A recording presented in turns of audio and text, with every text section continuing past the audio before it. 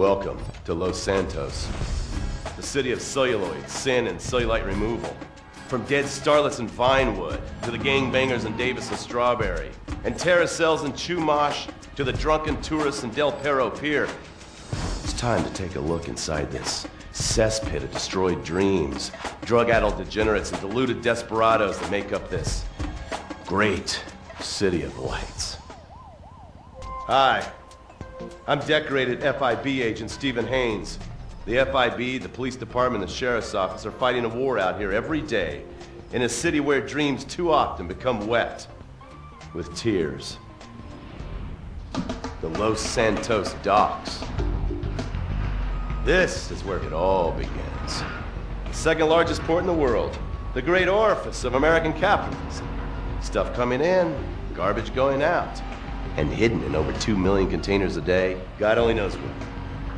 The cartels pay off some low-level schlub, and suddenly you've got military-grade weapons, badly cut crystal meth, and grade A yayo from Mexico flooding our streets. And once it hits the hood, it's anarchy, with a side of murder hold to fries.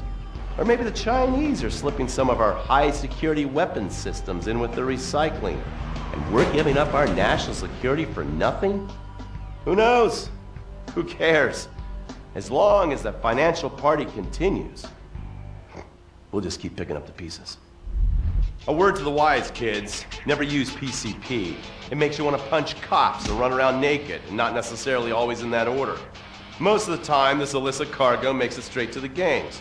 But sometimes an ordinary Joe lets go and loses his shit after a pipe or two of pleasure dust.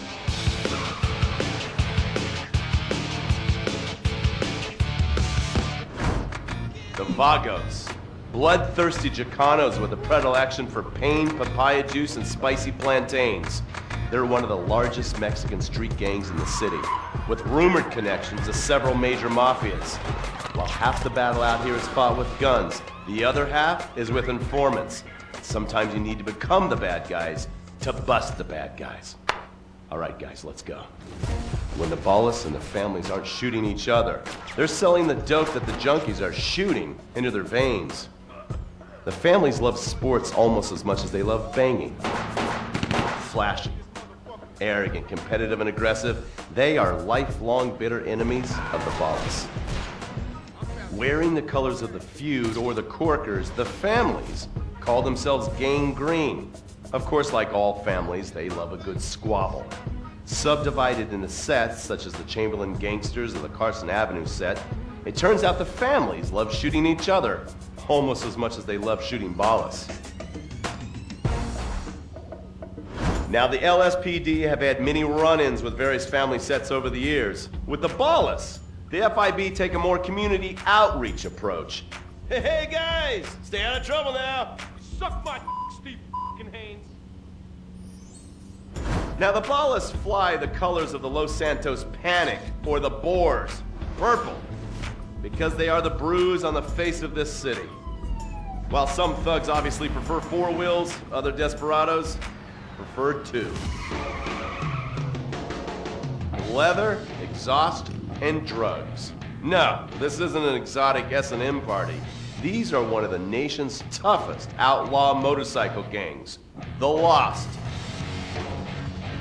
Rumors are they get a new tattoo for every person they stab. And it's definitely okay for your motorcycle mama to show her breast to your friends.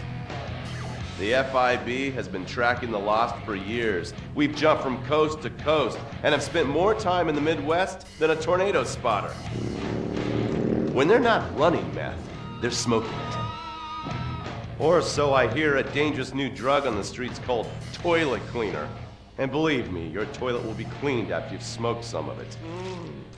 Of course, Vinewood being Vinewood, it's not all about leathery dudes trying to show off on their motorbikes or roided up gangbangers.